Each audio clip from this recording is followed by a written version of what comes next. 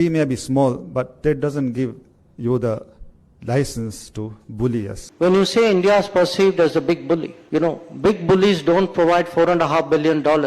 നമ്മുടെ മുഹമ്മദ് മൊയ്സു മാൽഡീവിലെ പ്രസിഡന്റ് ചൈനയിൽ പോയി ഷി ജിൻപിങ്ങിന്റെ കാലും കൈയും ഒക്കെ പിടിച്ചതിന് ശേഷം കിട്ടിയ ധൈര്യം സംഭരിച്ചുകൊണ്ട് അദ്ദേഹം ഇന്ത്യയെ വിശേഷിപ്പിച്ചത് ബിഗ് ബുള്ളി എന്നാണ്. നമ്മൾ ഈ പറയുന്ന ചെറിയ രാജ്യമായ മാലിദ്വീപിനെ ബുള്ളി ചെയ്യുന്ന ഒരു രാജ്യമാണ് ഇന്ത്യ എന്നാണ് നമ്മുടെ മാൽഡീവ്സിന്റെ പ്രസിഡന്റ് പറഞ്ഞത്. കഴിഞ്ഞ ജാനുവരിയിലാണ് മൂപ്പർ ഇക്കാര്യങ്ങളൊക്കെ പറഞ്ഞത്. പക്ഷേ നമ്മുടെ എസ് ജയശങ്കർ ഇതേക്കുറിച്ചുള്ള ഒരു ചോദ്യത്തിന് മറുപടി ആയിട്ട് നൽകിയതാണ് വീഡിയോയുടെ തുടക്കത്തിൽ പ്രേക്ഷകർ കേട്ടത്. അതായത് big bullies don't give 4.5 billion aid എന്നാണ് ജയശങ്കർ പറഞ്ഞത്. അതായത് ഈ ബിഗ് ബുള്ളീസ് ആയിട്ടുള്ള രാജ്യങ്ങൾ ഒരിക്കലും 4.5 ബില്യൺ അമേരിക്കൻ ഡോളറിന്റെ സഹായങ്ങൾ അയൽ രാജ്യങ്ങൾക്ക് ഒരിക്കലും ചെയ്യില്ല. ഇന്ത്യ മാലിദ്വീപിനെ സഹായിക്കുന്നുണ്ട്, ശ്രീലങ്കയെ സഹായിക്കുന്നുണ്ട്, നേപ്പാളിനെ സഹായിക്കുന്നുണ്ട്, ഭൂട്ടാനെ സഹായിക്കുന്നുണ്ട്, ബംഗ്ലാദേശിനെ സഹായിക്കുന്നുണ്ട്. ഇതിന് പുറമെ ചെറുതും വലുതുമായ ഒരുപാട് രാജ്യങ്ങളെ ഇന്ത്യ സഹായിക്കുന്നുണ്ട്. കോവിഡ് വന്ന സമയത്ത് ലോകത്ത് വിരളിലെണ്ണാവുന്ന രാജ്യങ്ങൾക്ക്, ഒരു 3-4 രാജ്യങ്ങൾക്ക് മാത്രമാണ് സ്വന്തമായിട്ട് വാക്സിൻ കണ്ടുപിടിക്കാൻ പറ്റിയത്. 1 United States of America, 2 Russia, 3 India, 4 നമ്മുടെ ബ്രിട്ടൻ, 5 ചൈന. അങ്ങനെ ഒരു 4-5 രാജ്യങ്ങൾക്ക് മാത്രമാണ് വാക്സിൻ കണ്ടുപിടിക്കാൻ പറ്റിയത്. അപ്പോൾ അതുകൊണ്ട് തന്നെ ചെറിയ രാജ്യങ്ങൾക്കൊന്നും ഒരു രക്ഷയില്ല. അപ്പോൾ ഈ വാക്സിൻ ഉൽപ്പാദിപ്പിക്കുന്ന കണ്ടുപിടിച്ച രാജ്യങ്ങൾ ഇന്ത്യയെ സംബന്ധിച്ചിടത്തോളം ഓൾറെഡി മെഡിക്കൽ രംഗത്ത് ഏറ്റവും കൂടുതൽ പ്രൊഡക്ഷൻ നടത്തുന്ന ഒരു രാജ്യമാണ്. മാത്രമല്ല നമ്മൾ ഓൾറെഡി വാക്സിൻസും പല അസുഖങ്ങൾക്കുള്ള വാക്സിൻസ് നമ്മളിവിടെ ഡെവലപ്പ് ചെയ്യുന്നുണ്ട്. അപ്പം നമ്മളെ സംബന്ധിച്ചിടത്തോളം പ്രൊഡക്ഷൻ ഒരു വലിയ മാറ്ററേ അല്ല.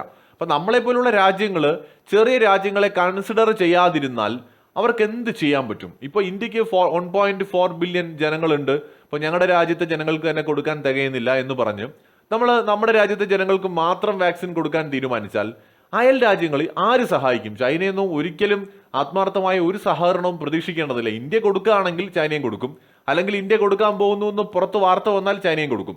അല്ലാതെ ചൈന ഇന്ത്യയെ പോലെ യാതൊരു ലാഭേച്ഛയും ഇല്ലാതെ സഹായിച്ചിട്ടുള്ള ചരിത്രമൊക്കെ വളരെ കുറവാണ്. വേണമെങ്കിൽ വല്ല ലോണും എടുപ്പിച്ചിട്ട് കൊടുക്കും, അങ്ങനെയൊക്കെയാണ്. സഹായങ്ങൾ ചെയ്യുന്ന വളരെ കുറവാണ്. പക്ഷെ ഇന്ത്യ അങ്ങനെയല്ല. ഇന്ത്യയുടെ അയൽ രാജ്യങ്ങൾക്ക് ഇന്ത്യക്ക് എങ്ങനെയാണോ വാക്സിൻ സപ്ലൈ ഇന്ത്യയുടെ ഉള്ളിൽ ചെയ്തത്, അതുപോലെ അയൽ രാജ്യങ്ങൾക്കും ആഫ്രിക്കൻ രാജ്യങ്ങൾക്കും അടക്കം പ്രയോറിറ്റി കൊടുത്തുകൊണ്ട് ഇന്ത്യ വാക്സിൻ സപ്ലൈ ചെയ്ത ഒരു രാജ്യമാണ്. ജയശങ്കർ പറഞ്ഞതും അത് തന്നെയാണ്. ബിഗ് ബുള്ളീസ് ഒരിക്കലും അത് ചെയ്യില്ല. അയൽ രാജ്യങ്ങളെ ബുള്ളി ചെയ്യുന്ന ഒരു രാജ്യം എങ്ങനെയാണ് അയൽ രാജ്യങ്ങളെ സഹായിക്കുന്നത്? ഫോർ എക്സാമ്പിൾ ചൈന ഇന്ത്യയുടെ അതിർത്തിയിലേക്ക് കടന്നു കയറി ഇന്ത്യയിൽ പ്രശ്നം ഉണ്ടാക്കാൻ ശ്രമിക്കുന്ന ഒരു രാജ്യം ഇന്ത്യ എങ്ങനെയാണ് സഹായിക്കുക? ഒരിക്കലും സഹായിക്കില്ല. ഇന്ത്യക്ക് എയ്ഡ് തരുന്നുണ്ടോ ചൈന? നമ്മൾ വാങ്ങാൻ പോകുന്നില്ല എങ്കിലും പറയാം. ഇന്ത്യ ഏതെങ്കിലും ഘട്ടത്തിൽ ഇന്ത്യയെ സഹായിക്കുന്നുണ്ടോ ചൈന? ഒരിക്കലും ഇല്ല. ഫിലിപ്പൈൻസിനെ സഹായിക്കുന്നുണ്ടോ? തായ്വാനെ സഹായിക്കുന്നുണ്ടോ? ജപ്പാനോ സൗത്ത് കൊറിയയോ ഏതെങ്കിലും രാജ്യത്തെ ചൈന സഹായിച്ചതായിട്ട് നമ്മൾ കേട്ടിട്ടുണ്ടോ? ഇല്ല.